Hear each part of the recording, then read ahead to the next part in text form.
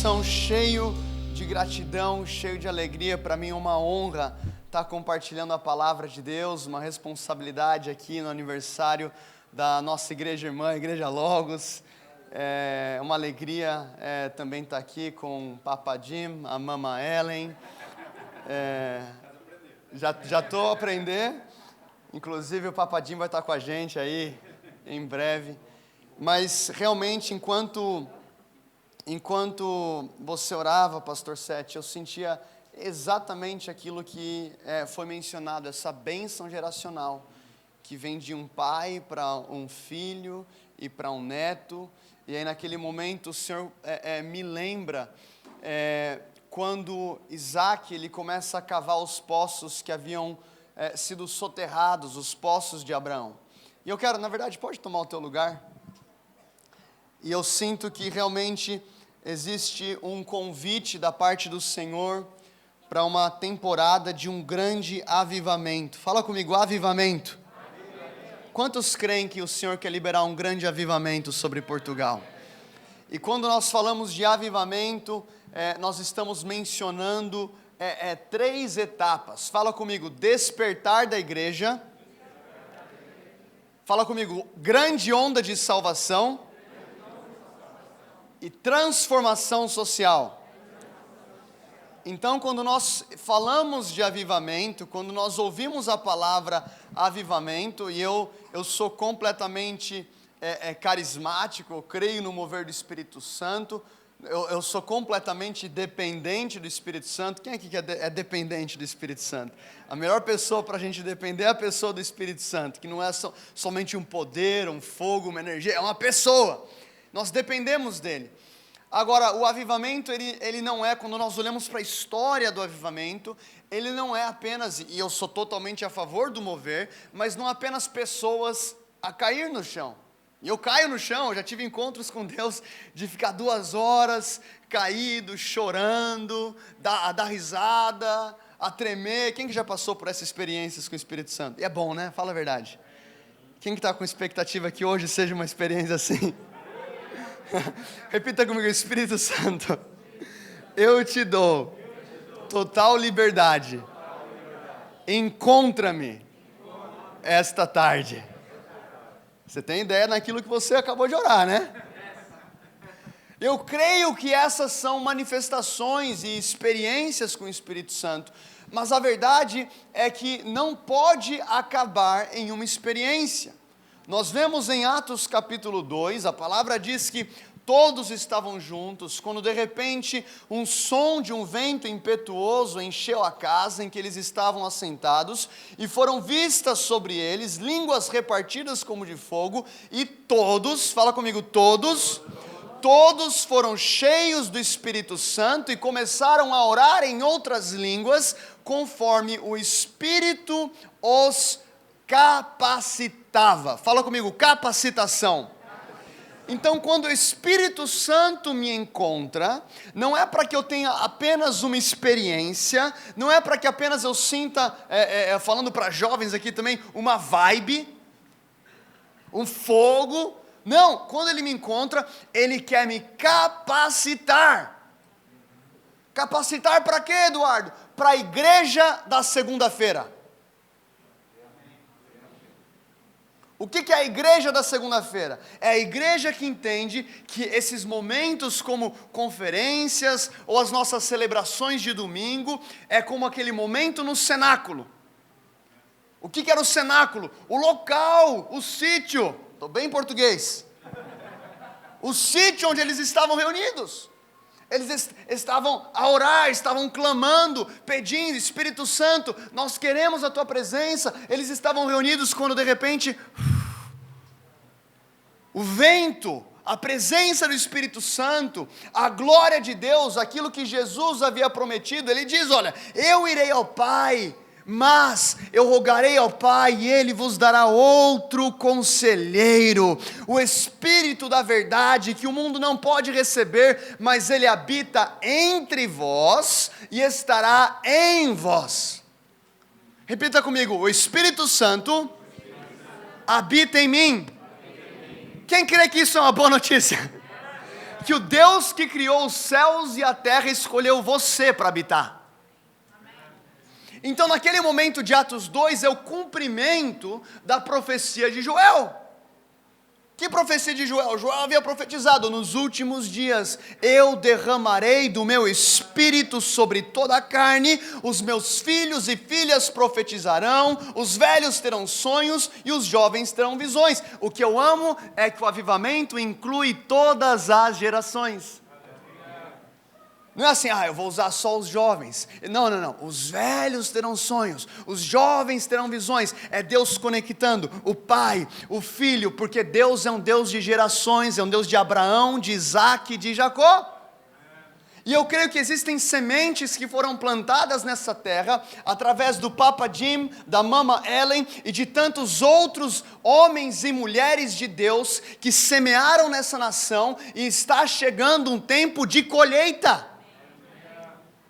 Eu estava a orar essa semana e o Senhor disse comigo: é a hora, Eduardo, do trabalhador da última hora.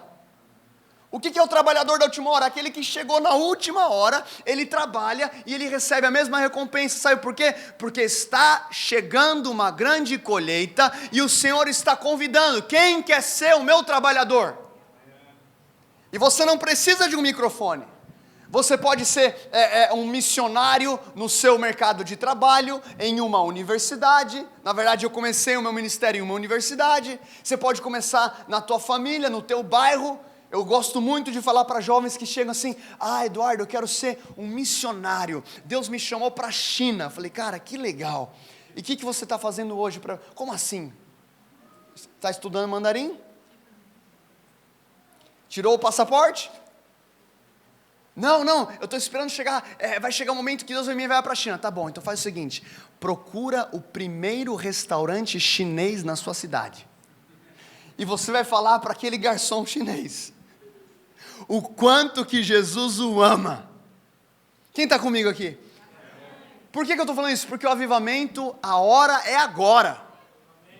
E essa profecia que Joel entrega em Joel capítulo 2, 28, ela se cumpre, já se cumpriu em Atos capítulo 2. Fala comigo, já começou. Já começou. Existia um homem de Deus chamado General William Booth. Quem que já ouviu falar de General William Booth? O autor do Exército da Salvação. Sabe o que ele falava? Ele dizia o seguinte: eu não vou esperar o próximo mover de Deus. Eu sou o mover de Deus. Parece uma declaração um pouco arrogante, né? Mas não é, quando nós entendemos quem habita dentro de nós. O Espírito Santo habita dentro de nós. E quando o avivamento, quando o mover de Deus vem sobre o cenáculo, a palavra diz no versículo 14 de Atos 2, que Pedro se colocou em pé. E ele vai diante de uma multidão, o mesmo Pedro, que havia negado Jesus por 3 vezes, agora ele está diante de uma multidão, e ele começa a proclamar: olha, nós não estamos bêbados, ainda é apenas de manhã, isso aqui é o que foi profetizado. Levanta a tua Bíblia aqui, ou teu celular, para a nova geração. Fala assim: eu amo a palavra de Deus. O avivamento que o Senhor traz sobre essa nação será um avivamento bíblico. E aí Pedro, quando o Espírito Santo vem sobre a igreja no cenáculo, Pedro ele fala: olha, isso aqui não é apenas uma experiência, a gente não está aqui bêbado, isso aqui é aquilo que Joel profetizou, tem embasamento bíblico, e quer saber de uma coisa? Vocês crucificaram o Messias. O que ele está fazendo aqui? Ele está pregando o evangelho para o arrependimento. Não existe avivamento sem arrependimento. E eu falo pela minha geração, a palavra arrependimento é quase que uma palavra que a minha geração está querendo tirar da Bíblia. Boa tarde. Eu estou me sentindo em casa, tá? Não, Jesus te ama, Jesus te ama, Jesus te ama. Jesus te ama, Jesus me ama, mas Ele me ama tanto que Ele não quer me deixar do jeito que eu cheguei. Lembra que Jesus fala para aquela mulher que foi pega em adultério? eu não te condeno. E acaba aí. Vá e não peques mais. O Evangelho vai trazer para mim, para você, para a nossa geração, um empoderamento, uma capacitação para que sejamos transformados, de glória em glória, de dentro para fora. E Pedro então se levanta, e agora nós entendemos que aquilo que Deus fez nele, Ele vai fazer através dele. Pedro se colocou em pé. Fala comigo, em pé. Avivamento não é cair no chão, é você se colocar de pé e proclamar aquilo que Deus está a fazer na sua vida.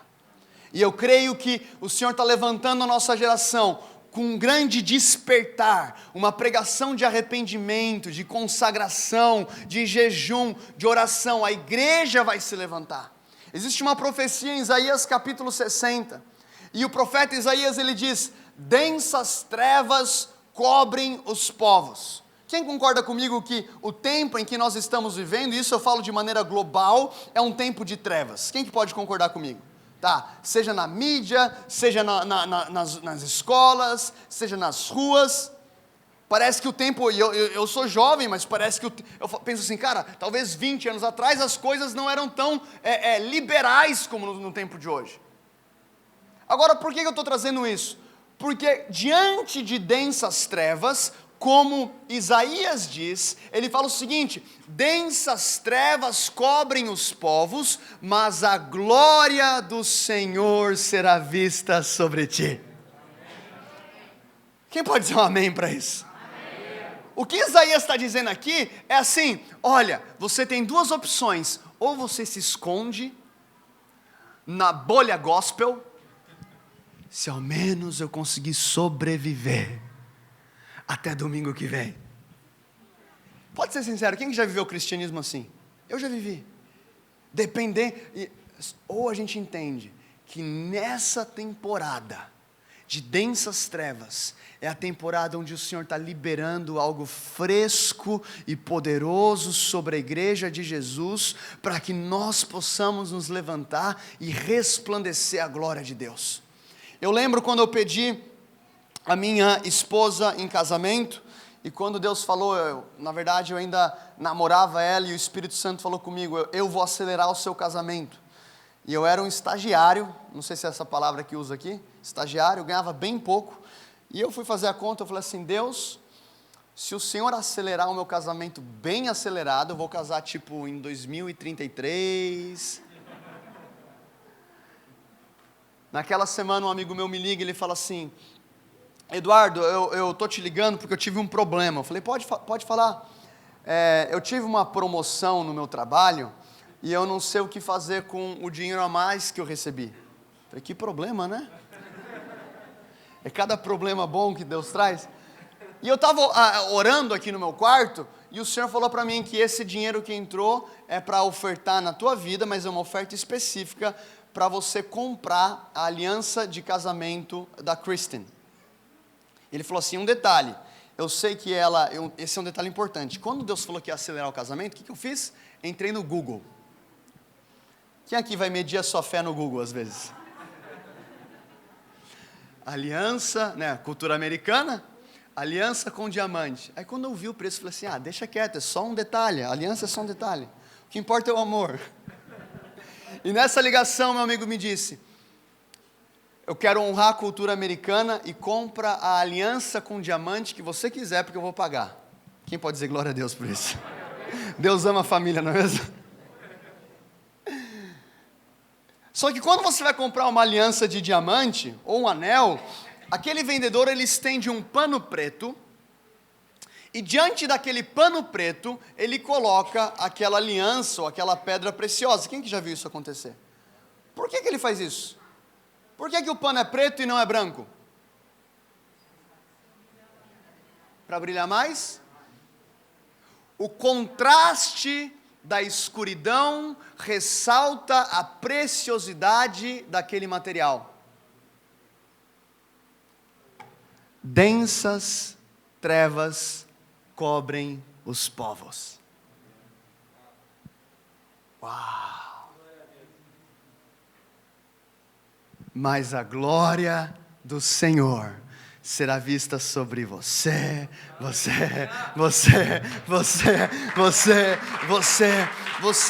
Quem sabe essa não é a geração que pode ver coisas mais intensas e escuras lá fora, mas a glória do Senhor vai brilhar de maneira mais e mais gloriosa. E eu amo o livro de Atos, cara. Eu amo o avivamento na igreja primitiva, mas quer saber? O nosso Deus é um Deus que se move de glória em glória, e o melhor vinho fica para o final da festa, e eu creio que existe um convite para os tempos de hoje, aqui em Portugal, aqui em Lisboa, aqui na Europa, e vai se espalhar, cara, para a Espanha, para a Alemanha, para a Inglaterra, para toda a Europa. Eu creio que aquilo que nós lemos no livro de Atos será uma realidade no nosso tempo.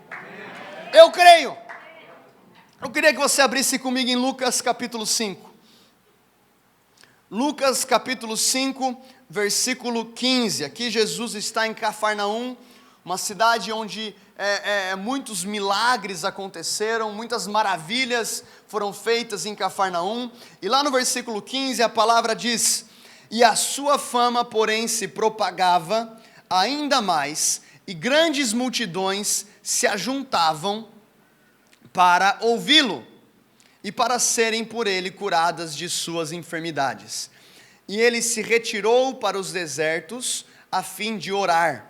E aconteceu que em um certo dia, enquanto ele estava ensinando, estavam ali assentados fariseus e doutores da lei, que tinham vindo de todas as aldeias da Galiléia e da Judéia e de Jerusalém, e o poder do Senhor estava presente para curá-los. Diga comigo: o poder do Senhor estava presente para curá-los. E eis que uns homens traziam em uma maca um homem paralítico e buscavam meios de levá-lo e colocá-lo diante dele. E eles, não encontrando um caminho pelo qual pudessem levá-lo por causa da multidão, subiram no telhado e desceram-no pelas telhas, com a sua maca para o meio diante de Jesus. E ele, vendo a fé deles, disse-lhe: homem, os teus pecados foram perdoados. E os escribas e os fariseus começaram a argumentar, dizendo: quem é esse que fala blasfêmias? Quem pode perdoar pecados senão só Deus? Mas Jesus, conhecendo-lhes os pensamentos, disse-lhes: o que argumentais em vossos corações? O que é mais fácil dizer: os teus pecados foram perdoados, ou dizer: levanta-te e anda? Mas para que possa saber que o Filho do Homem tem poder sobre a terra para perdoar pecados, ele disse ao paralítico: digo-te, levanta-te, toma a tua maca e vai para a tua casa. E imediatamente, levantando-se diante deles e tomando o que estava deitado, ele partiu para a própria casa, glorificando ao Senhor. E todos ficaram maravilhados e glorificavam a Deus, e ficaram cheios de temor, dizendo: hoje nós vimos coisas estranhas. Até aqui. Então Jesus está em Cafarnaum, e a palavra diz que a fama de Jesus se espalhava. Agora entenda isso: Jesus não era liderado pela fama, Jesus não era liderado pelos likes, Jesus não era liderado pela aprovação social, Jesus não era liderado pela opinião dos outros. No meio de um grande avivamento, Jesus sai de Cafarnaum e vai para o deserto. Qual tipo de pregador deixa uma conferência de avivamento lotada? A palavra fala em Marcos capítulo 1, falando sobre Cafarnaum, que toda a cidade estava lá. Qual tipo de pregador sai de um lugar onde toda a cidade está reunida? Imagina, cara, toda Lisboa aqui. Quem que ficaria feliz? Tipo, uau, tem mais alguém que ficaria feliz? Ou tipo 5 pessoas? Tá. Não seria incrível? Quantos milhões de habitantes tem aqui na grande Lisboa? 2 milhões. Uma multidão. Aí Jesus está assim: não, vou para o deserto. Quem que ama avivamento aqui? Jesus está ensinando uma lição para a gente. É como se ele dissesse: eu amo avivamento, mas eu prefiro a presença do meu Pai. E ele está lá a orar, ele está se relacionando com o Pai, e depois ele volta, e quando ele volta, a palavra diz que o poder do Senhor estava com ele para curar os enfermos. Fala comigo, poder. Nós precisamos de poder.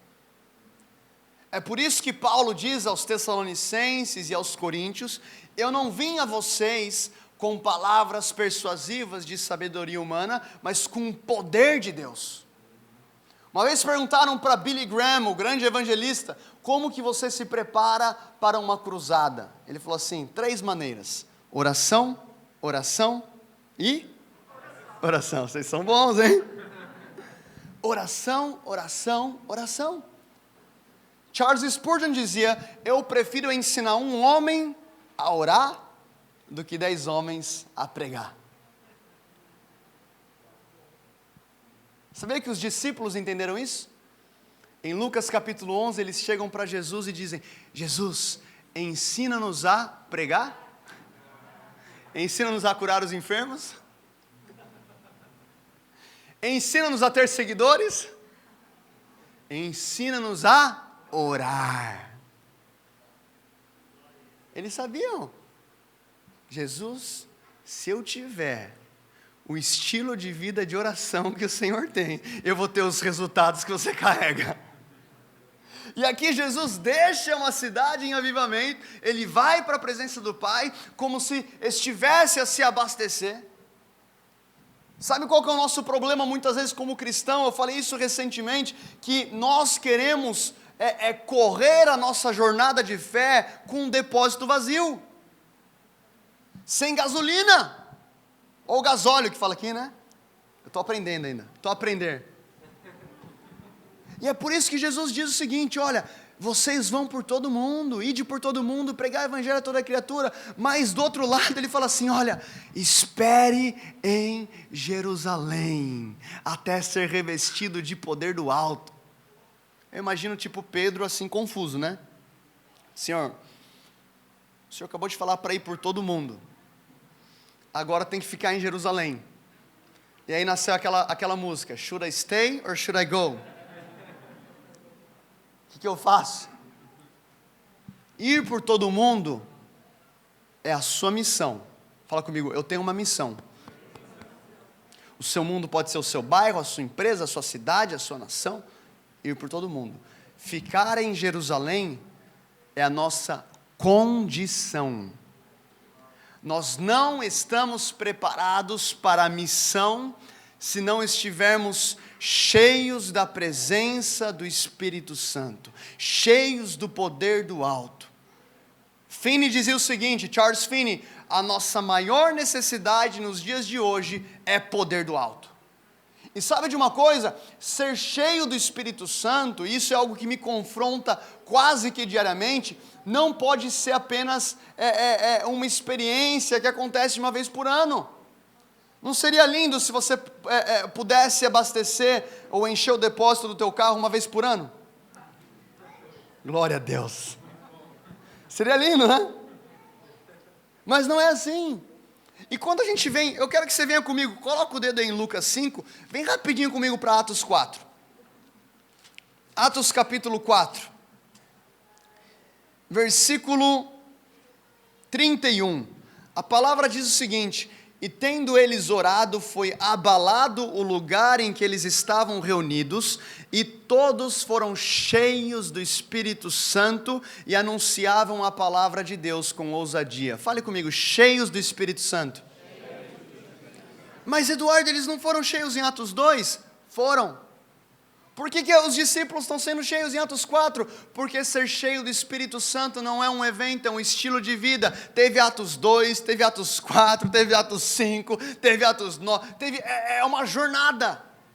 Eu sinto, é como se o Senhor tivesse a falar para a gente, olha, existe um grande derramar de avivamento e da presença de Deus que virá sobre essa nação, mas nós precisamos viver em um lugar de dependência do Senhor, um lugar de quebrantamento, um lugar onde constantemente nós acordamos dizendo, Espírito Santo, se não for a Tua presença eu não consigo romper no meu trabalho, eu não consigo romper na minha família, eu preciso da Tua presença para evangelizar, eu preciso da Tua presença para falar de Jesus, eu preciso da Tua presença para ser um pai para o meu filho, eu preciso da Tua presença para respirar, como Moisés disse para o Senhor, Senhor, se o Senhor não for conosco, não nos faça sair daqui, se prepare, Deus vai te batizar com desespero pela presença dEle.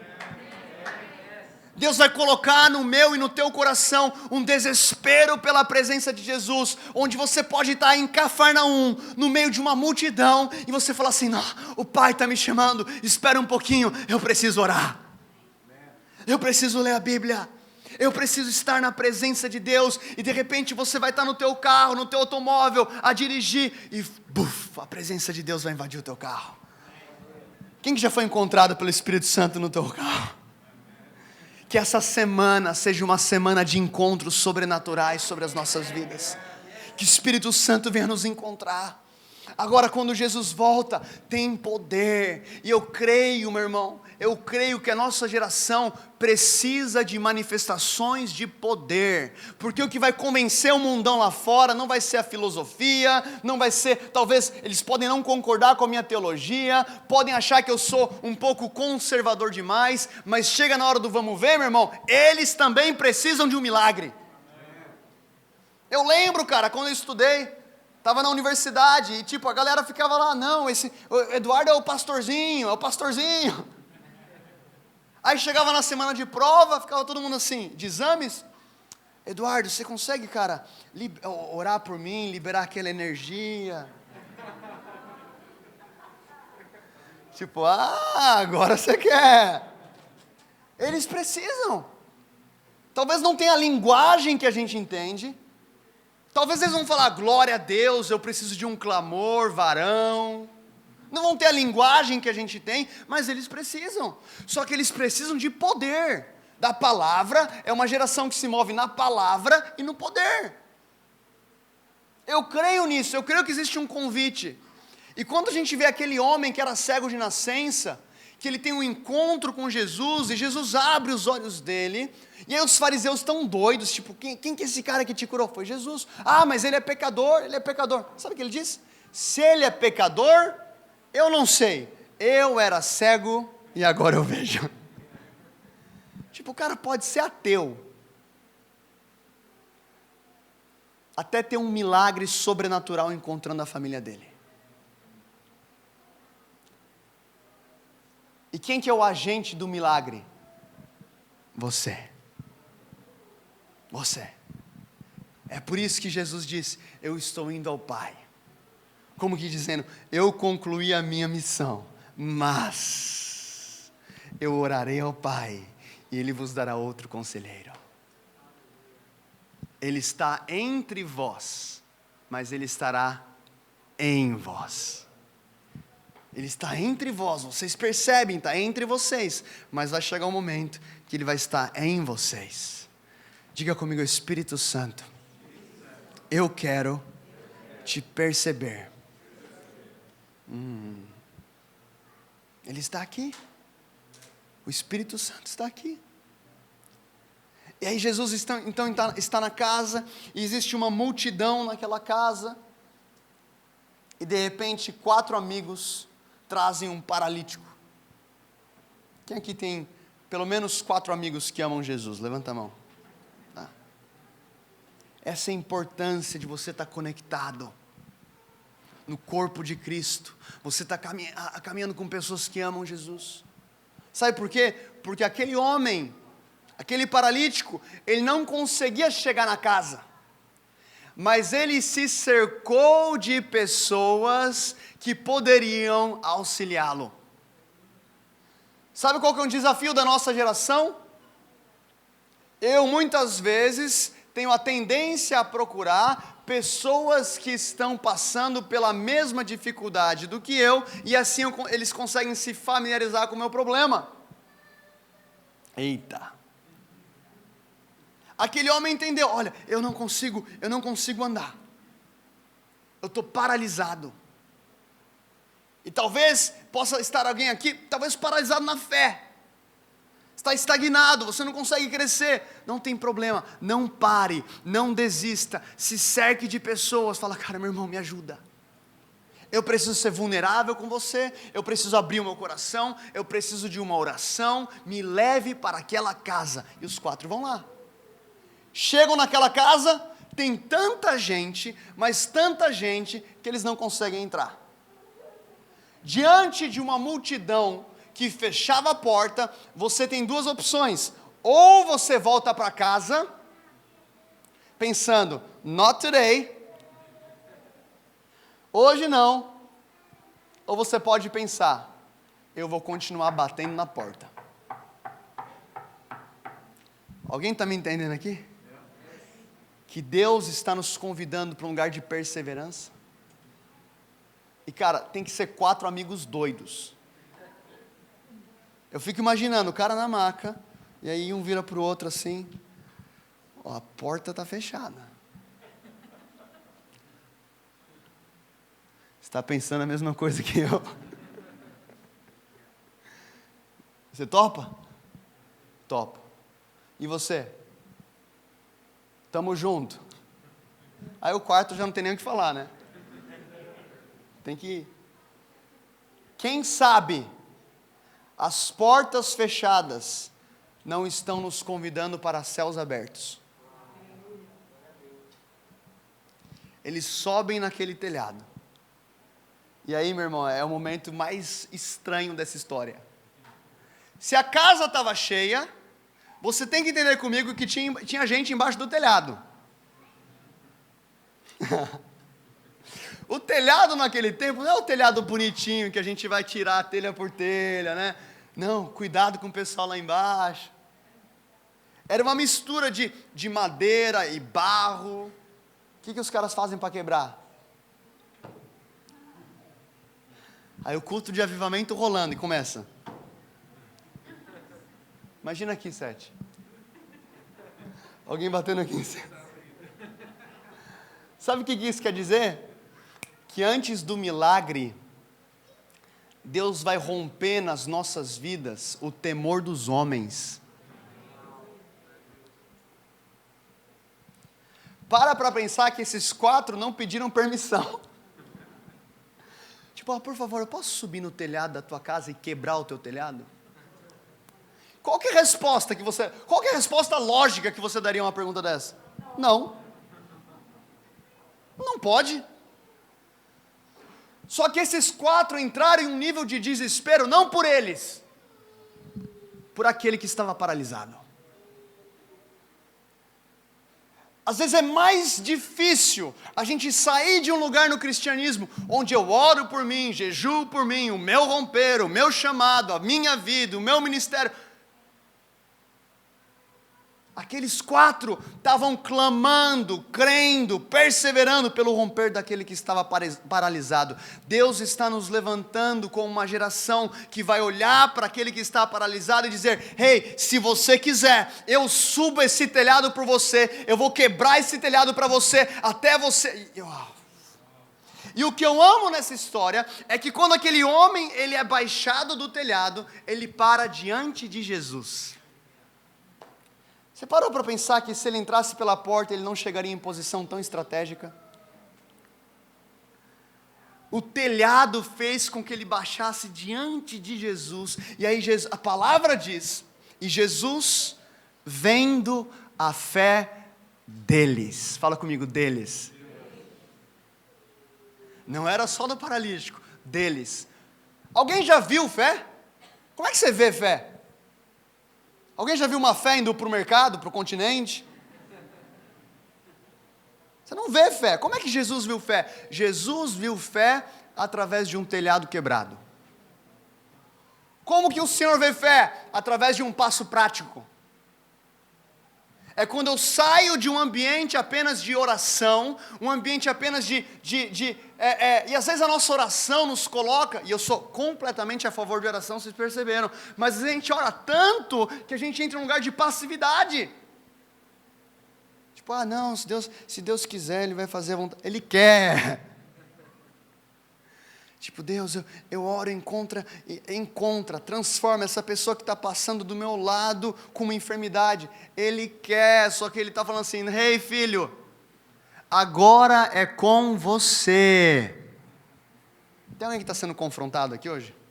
Tá, que bom, porque esse é o nosso intuito.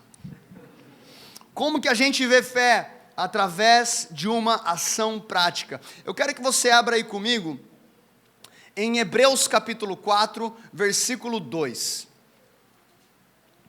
Hebreus capítulo 4, versículo 2. A palavra diz o seguinte: pois as boas novas foram pregadas também a nós, tanto quanto a eles, mas a mensagem que eles ouviram de nada lhes valeu, pois não foi acompanhada de fé por aqueles que a ouviram. Fala comigo, acompanhadas de fé. O que o autor de Hebreus está a dizer aqui? Existem dois grupos, um que recebeu a palavra, e outro que recebeu a palavra e misturou a palavra com fé. Aqui o autor de Hebreus está deixando bem claro para a gente que os dois grupos receberam, mas a mensagem que um grupo ouviu não valeu de nada. Sabe por quê? Porque a fé é um elemento que quando você mistura, eu tomei um expresso aqui, aqui fala expresso? Um cafezinho, antes do culto. Eu tomei sem açúcar, mas tem gente que toma com açúcar. Glória a Deus. Deus ainda está a trabalhar. Você vai chegar a tomar sem açúcar. Brincadeira. Você pode jogar o açúcar lá e deixar? O que você faz? Você mistura. O que a palavra está nos ensinando aqui? Aquilo que você recebeu, você tem que colocar fé. Fala, Senhor, eu não quero apenas receber no meu intelecto. Eu não quero apenas receber aqui nesse culto. Eu quero adicionar fé a essa mensagem. Eu quero viver essa mensagem. Sabe, eu estava... eu estou no mês de vários milagres, assim, da nossa estadia aqui em Portugal. Eu sinto de compartilhar isso, porque enquanto eu estou falando, você vai recebendo o seu milagre também. Mas a gente estava numa correria de visto e documentação e várias coisas que tinham que sair, e o nascimento da nossa filha... E o nosso visto foi aprovado nos Estados Unidos. A gente teria que voltar para os Estados Unidos, pegar o visto, voltar. Só que aí a nossa filha nascer lá, a igreja ia ficar aqui sem a gente. Eu falei, Deus, comecei a ficar ansioso. Tipo, Deus, eu não sei nem como que eu vou orar. Tipo, Deus, o que eu faço? Eu lembro, quando eu estava no Brasil ainda, com visto negado, eu falei assim, Deus, eu não sei se minha filha vai nascer no Brasil, em Portugal, nos Estados Unidos. No dia do meu visto negado, eu estava lá de joelho no chão, chorando, 5 da manhã, e o Espírito Santo falou comigo o seguinte: José também passou por isso. Ele não sabia onde Jesus ia nascer. Confia. E aí eu estava esperando essa questão do visto, da documentação. E sabe o que aconteceu? Cara, nosso visto chegou. Deus é bom. A nossa entrevista para a documentação que estava para dezembro, foi antecipada para setembro. Só que seria só a Kristen, a minha esposa, na entrevista. Fizeram com a Kristen, comigo e com meu filho. Nós fomos aprovados na entrevista. Chegou o cartão de residente. Nosso cartão chegou no dia do nascimento da minha filha. Só que isso é tão importante, porque se não chegasse o cartão, ela não teria, como a gente acabou de chegar em Portugal, ela não teria direito à cidadania. E quando a minha filha nasceu, eu estava no hospital, a minha filha nasceu, eu volto para casa, aí eu abro o correio, lá é correio que fala aqui? A caixa do correio. As palavras que estão certas eu pergunto, né? Eu devo ter errado várias outras palavras. Eu acho que está tudo bem. Eu abri o correio, estava lá, os 3 cartões de residência. Quando eu peguei aquilo, eu falei assim, no dia exato. Quem crê que Deus está no controle da sua vida? Só que Ele está falando assim, mistura fé. Mistura fé. Quebra o telhado. Convida 4 amigos, convida 4 pessoas doidas para orarem com você. Ande em comunhão, ande no Espírito, chame essas pessoas. Se tiver cheia a porta, sobe no telhado. E agora, o que eu faço, pastor? Quebra o telhado. E se machucar alguém lá embaixo? Se machucar alguém lá embaixo, está no local certo, Jesus está lá. Como que a gente vê fé? Fica de pé junto comigo. Como que a gente vê fé? A fé genuína vai me levar a fazer alguma coisa. Chacoalhe o ombro da pessoa do teu lado e fala assim, faz alguma coisa, meu irmão. Agora chacoalhe o ombro da pessoa do outro lado, aquela que você está ignorando desde o começo do culto. Fala assim, você também faz alguma coisa. A fé genuína vai nos levar a uma ação. A fé é ativa, a fé não é passiva. A não ser que Ele fale para você esperar, mas aí você está sendo ativamente passivo. Por obediência. Não por medo, não por timidez, não por insegurança. É porque você foi levado a esperar. Entenda isso. O Senhor, Ele entra em parceria conosco. Primeiro milagre de Jesus. Ele fala assim, encham as talhas de água. Jesus precisa de água para fazer milagre? O que é mais difícil para Jesus? Transformar a água em vinho ou ar em vinho? É igual. Os dois são milagres. Por que Jesus pediu por água? Ele está dizendo assim, olha, faz aquilo que está ao teu alcance, eu vou fazer algo que você não consegue. Faz a tua parte que eu vou fazer a minha parte. Dá o teu passo, faz o natural que eu vou fazer o sobrenatural. Enche a talha e eu transformo em vinho. Noé, construa a arca e eu enviarei o dilúvio.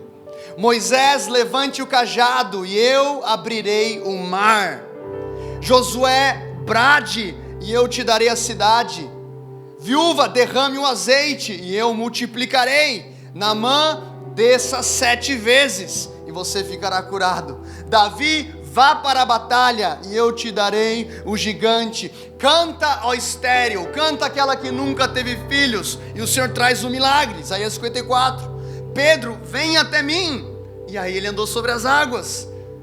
Os cegos de Jericó disseram, Jesus, nós queremos te ver. E Jesus disse, seja feito conforme a tua fé. Os leprosos queriam ser curados. Jesus, tenha compaixão de nós. E Jesus disse, vai, se mostrem aos sacerdotes. E a palavra diz que enquanto eles iam, faz assim aí no teu lugar.